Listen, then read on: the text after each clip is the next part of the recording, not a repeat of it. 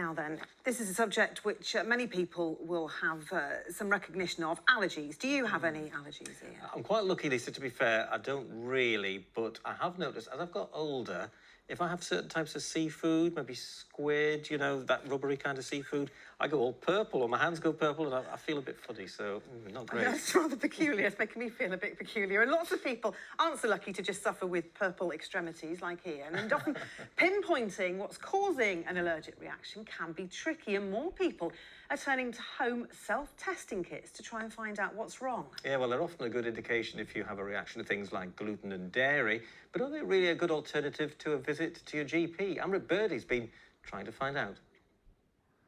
Kate Nola has worked in nutrition for more than a decade, and yet after doing an at-home allergy test recently, she was shocked to discover the outcome. I've got an allergy and an intolerance to hazelnuts, and I love hazelnuts, like they're my favourite thing. So for me, it was like massive diet change required. So I was having hazelnut in my coffee, I was having hazelnuts on my porridge, snacking on hazelnuts, I like a chocolate covered hazelnut. It was like, for such a random thing, it was in so much of my diet. So changing that was a really big thing for me. But I was having this kind of itchy mouth, and so it took away the itchy mouth, which was really nice. And I got less bloating once I took out the hazelnuts as well, so that was really helpful as well. Kate's part of the 44% of us in Britain that suffer from at least one allergy, according to Allergy UK, and that number is on the rise.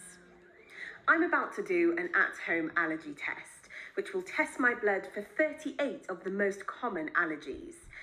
Test kits like these are becoming increasingly popular, and all they require is a pinprick and a small sample of your blood. It's thought recent events could be the answer as to why these tests have suddenly become so popular. After COVID-19, people are more understanding that they can do a test at home, but people are struggling to get into the doctors, so they are looking to get an answer quite quickly. The good thing with our test is it might not test for everything, it might not give you all of the answers, but sometimes it can help you to get to the front of the queue or to get your foot in the door to get that next appointment. But with thousands to choose from online, just how reliable are these tests? Nutritional therapist Kelly Hopley from Mansfield Woodhouse says in some cases they should be treated with caution. I'd say if you're going to go online, just make sure you've got the aftercare and make sure it's a registered nutritional therapist working with you. If you're looking generally for an intolerance test because you suspect you have got food intolerances, then again, get a registered nutritional therapist to go through that with you. I think it's the same as anything, isn't it? Anything you buy in or choosing online, just make sure you're doing your due diligence. Back at the lab, my test results are ready. So Maria, tell me, what were the results of my allergy and intolerance test? When we look at these results, we're expecting to find all sorts of different coloured dots to indicate the severity or lack of severity of a reaction or of any reactions.